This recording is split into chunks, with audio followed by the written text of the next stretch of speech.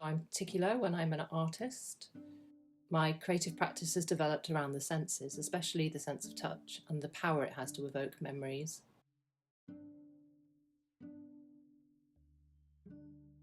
My work is mainly around creating sensory and interactive experiences for people and working alongside other artists. But as a maker, my fascination is with objects, whether they are natural, handmade, or made by me. When I visited Plas Newydd, I was mainly struck by the lack of objects there. There is minimal furniture and some family photos, but no stuff, no personal effects. So when I heard the story and understood the reason why, it all started to fit into place for me.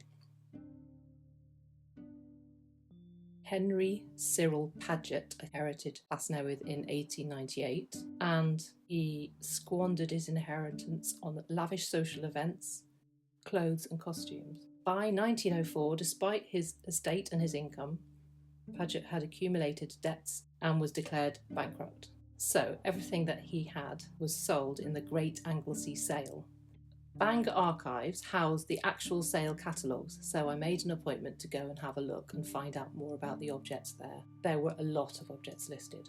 I would really love to recreate some of these lists as objects. It was the powder puffs and the pincushions that really appealed to me. Without any photos, my mind was conjuring up extravagant, over-the-top powder puffs and highly decorative pincushions.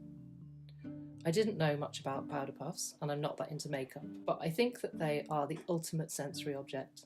They are made to be handheld, and the puff is fluffy and as soft as possible, and made to touch your face. What could be better? So I've decided to start making some handles, which are going to be gold coated, and I'm having a go at copying some of the designs I've seen for powder puffs. The plan is to keep making them and to see what happens, like mini handling sculptures.